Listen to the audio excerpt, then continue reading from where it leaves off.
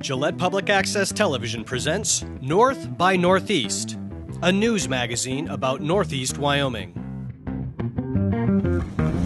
Hello, I'm here with Police Sergeant Adam Edmondson of the Gillette Police Department, and we're here today to talk a little bit about motorcycle safety. Here in Northeast Wyoming, we certainly see a lot of motorcyclists coming through, going to, obviously, Sturgis Rally is a big thing. Also, we have Devil's Tower. I know bikers like to go out there, and even on their way to Yellowstone and things. We see a lot of bikers on the roads in Northeast Wyoming.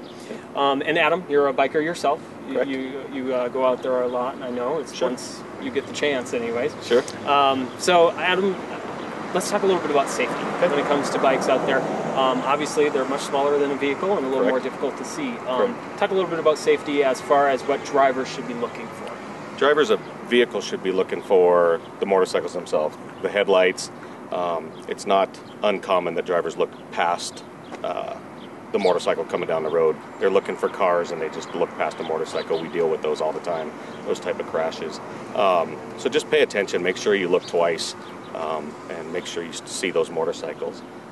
Also in your mirrors when you're driving, motorcycles are very easily hidden in your blind spots, so make sure that you're looking to checking your mirrors, and also turn around, look out your rear window, make sure you're going to change lane safely and you don't hit a motorcyclist as well. Another thing too, like you said, obviously keep your eyes open, but give them their space. When you're out on the interstate or the roads and things like that, give them their space. Correct. Yeah. They're another vehicle. Don't crowd them. Another thing, if you're going to pass a group of motorcyclists, make sure you get far enough ahead of them before you switch lanes, because you kick up all kinds of gravel and stuff off the road that could injure them, especially if they're not wearing helmets or something to that effect. You're talking about some motorcyclists choose not to wear a helmet, even though they really should for safety reasons, obviously. Maybe touch a little bit on what the motorcyclists should do themselves to keep themselves safe. The biggest thing is just pay attention, anticipate what that driver's going to do. Just because they're stopped doesn't mean they're going to stay stopped. So give yourself enough reaction time to react if that car should pull out in front of you, or they don't see you. Make sure you have an out, give yourself an out where you can get around that car. As far as going to the rally, there's a lot of inexperienced riders that attend the rally as well, that they come out here for the first time and they're not used to riding the hills, especially if they're not from the mountain areas. So, don't crowd that center line when you're going through the hills, that kind of stuff. And the biggest thing, and I didn't mention earlier, is don't drive impaired. People like to go enjoy a cold one, especially at the rally. Don't get on that bike if you're doing such a thing. So. Okay, Adam, is there anything else you'd kind of like to touch on as far as safety out there? No, I don't think so. I think just make sure you look twice. That's the big thing. Is if just make sure that when you're going down the road and you pull out, that you look again and make sure you don't pull out right in front of a motorcycle. So it's a lot harder to stop one of those than a car. So. It really is. Yep. Well, Adam, thank you for joining us. You bet. Coming up on North by Northeast, an interview with State Senator Michael Von Flatern. North by Northeast is dedicated to promoting the industries of Northeast Wyoming. To kick off our first installment, Joe Lunny traveled to Basin Electric's Dry Fork Station to interview General Manager Tom Stalcup. Dry Fork Station is a coal-fired power plant. We went commercial in November of 2011. We started construction in 2007. In here, we burn Dry Fork coal. We're mine mouth, so we have no freight. We dump the coal right from the pit, right onto a conveyor belt that comes into the plant. We pulverize the coal, burn it in a furnace. It makes steam. We turn a turbine, which turns a generator when we make electricity. We run at 385 megawatts. That's approximately enough for 300,000 homes every hour. Those 300,000 people, are they all in Wyoming? We're tied into the western grid. So yeah, a majority of it stays in Wyoming, but it can also go in the whole grid. The western grid is from like Rapid City. If you draw a line north and a line south, everything west of that, we're tied into that. So technically, the power can go into Colorado, up into Montana, over into Idaho. Tell me a little bit about the importance of coal-fired electricity and power. It provides stability, for one thing. because it's a very stable product. Coal-fired power plants are. And probably the primary thing is it's a low cost, particularly if you're mine-mouth like we are. So we basically take it from the pit right into the plant, we burn it, and we make electricity. So over the long haul, it's stable and it's a low-cost option for power generation. I keep hearing Dry Fork's one of the cleanest coal burning plants in the country. Is it the cleanest, or tell me about why it's so important to have clean burning, low emission power? In our case, we work with the state of Wyoming. That's where our air quality permit is, with the state of Wyoming. They have to take into account, as we do, what is the best available control technology for that period of time. And that's as you engineer and design your plant, you design it around that best available technology. And at the time we began permitting in 2005, 2006, there was more and more technology that had been developed over the years, and we implemented that in our design. And the Basin Electric Cooperative is your number one customer, or it's the customers, the members of the cooperative are your number one? Yeah, the way it works is we're a generation and transmission cooperative. So all we do is we make the electricity and we transport it. Our member co-ops are the distribution co-ops. So like Powder River Energy Corp, they're one of our Class A members. So we provide them the generation and the transmission. We get it to their substations. They take it from their substations. They sell it to the end user. We don't sell it to the end user. We sell it to the 135 member co-ops. So you're sort of the wholesaler. We're the wholesaler. Okay, gotcha. Okay. So we serve a huge, it's 2.2 million customers. Over. So the way our model works, the way our model works is each local co-op has a board of directors that's elected by their members. So you and me, I'm a member of Powder River Energy Corp. I vote on the board members of Powder River Energy Corp. They have a board member on our board. So if you're not a board member on your local co-op, you can't be on the Basin Electric board. So it's really the owners, which is, the rural America. Right.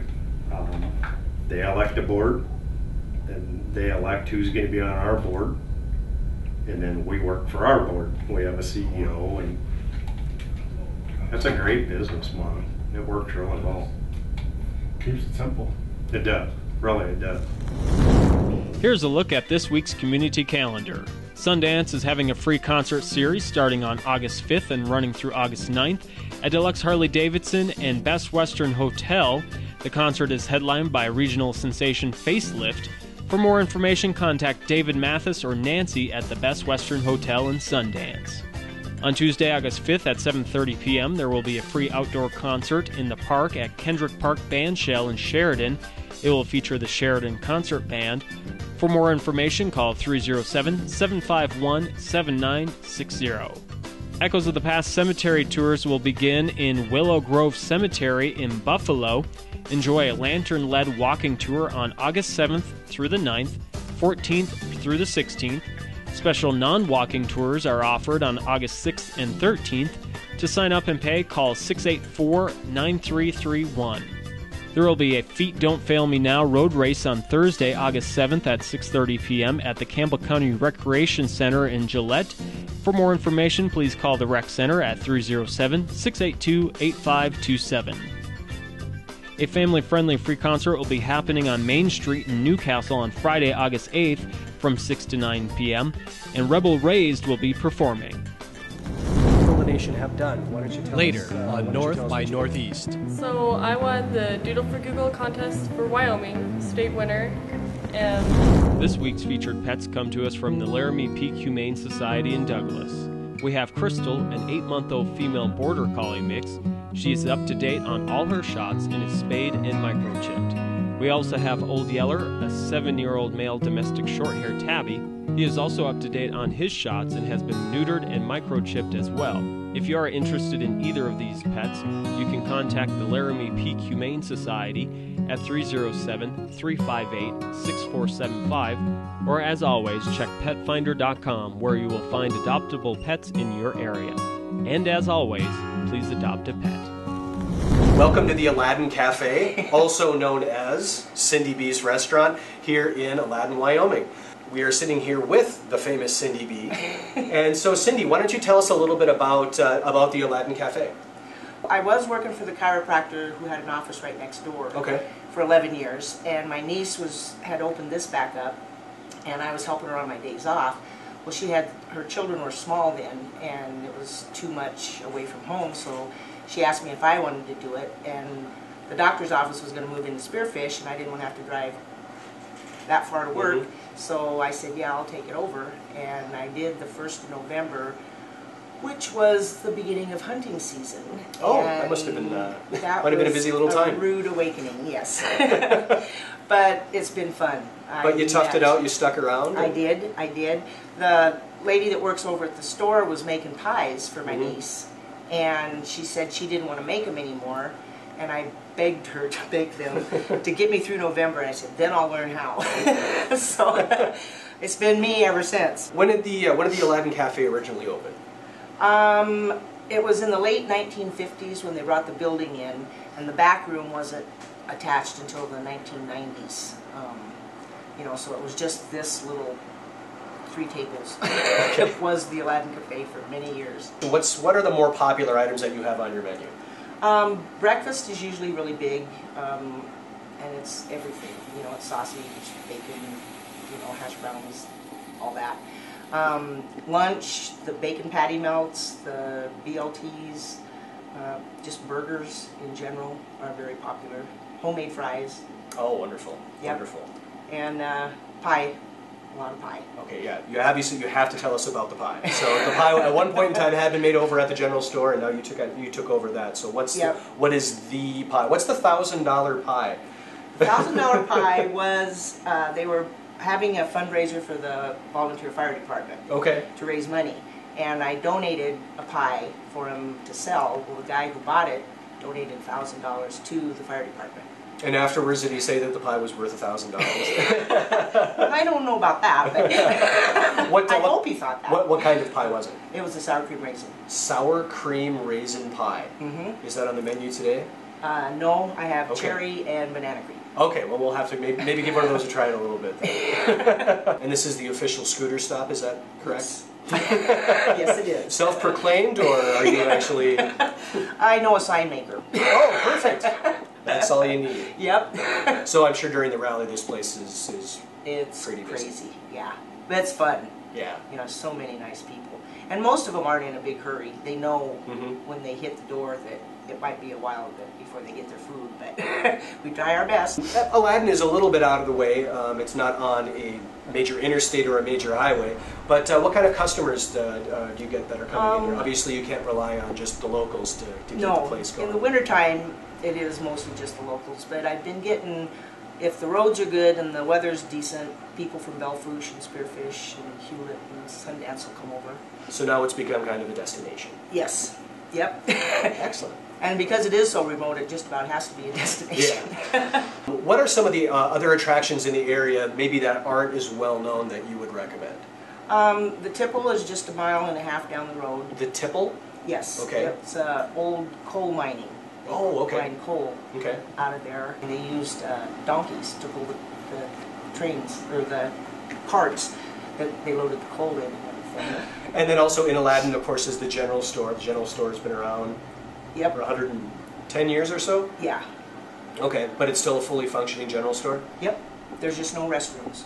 Oh. They're outdoor. Oh, okay. Because there's no running water. Oh, there's a surprise for you. Yeah. There is running water and restrooms inside Cindy B's, though. Yes.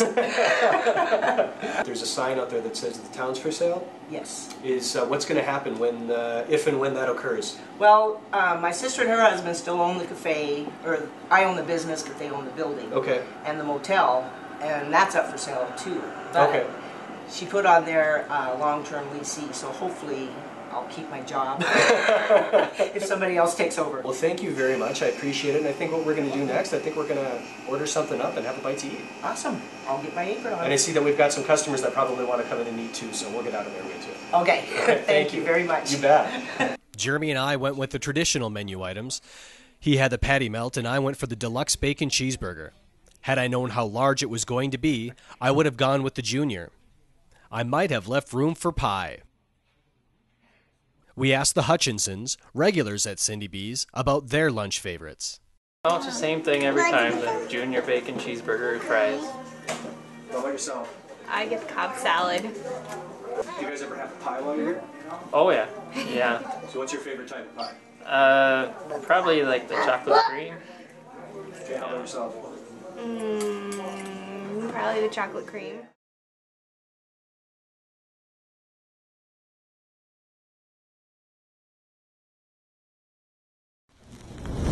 Hello and welcome. I'm Jeremy Harder, and I'm here with State Senator Michael Von Flatern of Senate District, 24. And you're actually the chairman of the Highway and Transportation Military Affairs Committee. And we're here today just to talk about some of the things going on with the transportation systems throughout the state. First off, I mean, we're kind of almost a year now into the fuel tax increase. Michael, if you want to talk a little bit about that and give us an update at where we're at on that. Yes, well, last few months we've actually had, we are actually just a month short of being a year. We're collecting approximately $75 to $80 million of additional revenue due to that 10-cent raise on the fuel tax. And of that, YDOT, your state system, will receive about $45 million, and then locals, county and cities, towns, will receive the difference. So, and they all have to use it on the roads. None of it can be used for any other construction projects, all road projects. In fact, since YDOT already had in place all their engineering and administration, this increased that by 0. So they're spending all 45 to 50 million, depending on how the tax, how much revenue we do raise. They're spending it all on road construction. Every penny is going down in pavement. Not a penny of it's being used for admin. And Senator, you've obviously been very involved throughout the state as far as getting some of these new roads and expanded roads and things. One road in particular that you've been kind of focusing on in recent years is Highway 59. Yes. And you've accomplished some things through that already. We have some more passing lanes and 4 lanes south of Gillette a little bit. But talk about what has been done and maybe what you hope to see be done on that particular road. Highway 59, not only for the safety aspect, which is 90% of why we want to expand it to a 4-lane divided highway. We had a tragic accident just a couple weeks ago. Whether that one could have been avoided or not is debatable. But at least in the case of why they were out there and what they actually had, why they had the traffic stopped, if you'd been on a divided 4-lane highway, traffic probably wouldn't have been stopped. But the accident could have still happened. Construction site accidents, actual stopping of traffic will continue no matter what road it is, but in most cases on a divided 4-lane you can actually switch lanes and they won't have to stop. It also goes to plowing snow. You have room to get around the plow, or the plow has room to do its job without running into cars or slowing all the traffic down. But besides the safety aspect, there's this economic development aspect of it. And the economic development aspect of this in particular is that we have an Interstate 25 in Douglas and we have an Interstate 90 in Gillette. And by connecting those two with a good 4-lane divided highway, whether we can raise the speed limit or not, which we believe we could, would just be economic development for this region. Now when you want to drive from Denver and go to North Dakota, your choices are to come up a 2-lane highway for 110 miles to get to Gillette, to drop over on an interstate, then to go back up on a 2-lane. Right now we could at least take 110 miles out of that trip and make it a 4-lane divided highway, possibly with 75-mile-an-hour speed limit. So there's economic development to it. More truck traffic, unfortunately, that people may look at that as a negative, but the fact is that's economic development. When you can build truck stops, when you can deliver products easily and quickly, and hopefully for less cost. And it is already a very busy stretch of road, so adding those lanes will just make it that much simpler. Yes. Anybody that drives it from 6 a.m. to about 8 o'clock, 8 a.m., and then back again around 4 p.m. to 6:37 p.m., Yes, very busy road. Very busy. So, and then another thing though, talking a little bit about speed limits and things, in this last legislative session, you kind of upped the speed limits on certain parts of the roads. Yes, Representative Speaker Tom Lubnow was actually the author of the bill, and I was one that carried it in the Senate. And it was quite humorous in many respects. People were going, "What are you doing?" And we're saying, "We're just making it legal for what you do today." About everybody drives about 79 miles an hour to stay below the getting a ticket, but driving over the 75 posted. So what this will do will change miles that, once again, WYDOT has the engineering ability, and they do the surveys, and they determine whether or not this stretch of highway could go that fast. You could drive 80 miles an hour safely on this stretch. And so they've been through almost all the interstates now. It's incredible how fast. I think they already had this done in their back pocket because they've already come back with the miles. And we're going over 40% and approaching 50% of all interstate mileage. So you've got around 1,000 miles somewhere in this group, and they have 400 and some miles identified as being able to do repost them to 80 miles per hour. Good thing is they're not doing it with, for 4 miles and then put a speed trap at the end of it because it goes back down to 75. They are looking for things that are 30 and 50 miles long. Long stretches. Long stretches that they can just change the speed limits, put 80 miles per hour up there, and you can drive whatever you drive. Okay, sounds good. Nice to know. Yeah. And when are they going to start seeing those speed limit changes? Or I guess We're thinking the posting's going to start this summer, late summer, where they'll actually, they can't do it till the old 75's physical sign comes down and a new 80 goes up. So look forward late summer. Sounds great. Well, Michael, thank you for joining me today. We're here in Moorcroft today, and we're with Adelita Gersner, and she did something that not many people in the nation have done. Why don't you tell us what you did? So I won the Doodle for Google contest for Wyoming, state winner. So there was one winner for the entire state of Wyoming? Yeah. Do you know how many other students participated? I remember the guy who was promoting from this state said there's about 340 other people who entered, but yeah. And I was the one who came out on top for the state. And so your design for the Google Doodle, how did you come up with it? What was your inspiration for it? Well, for art, I've been really working on trees and stuff, and so I was sitting there and I was like, oh, okay, I'll do this Google thing. And then I drew it out of trees, and then my friend was like, Addie, you're supposed to have a theme to go with it. And then I didn't want to have to restart, so I just put a theme with the sketch. So it's just me fooling around. So what did you win when you were chosen as one of the 50 Google Doodlers? So what Google gave each state runner was they flew all of us to California in Palo Alto by the Stanford College, and we all got to go spend a day at the Google headquarters and do a bunch of fun stuff there. And they gave all of us a goodie bag that had like the newest Android tablet in it and a bunch of Lego stuff, because one of the judges was one of the Lego creators, and he's one of the people who does all the stuff with Lego. So they did a bunch of Lego stuff, and then and they paid for all of our stuff down there, and they basically gave us a fun free vacation trip to California. Do you plan on continuing in any other artistic endeavors? Yeah, whatever I can get my hands on, I'm going to try to compete in and see how well I can do in those. What's your favorite format or media to work in? I love acrylic paints. Acrylic paints are so much fun, and those are what I use most of the time, is acrylics. What did you use when you were creating the design for Google? I used acrylic paint, and I also used some old-fashioned ink with an ink pen. Unfortunately, Adelita's doodle was not the overall winner of the contest. You can see her doodle, along with all the other submissions, at www.google.com/doodle4google.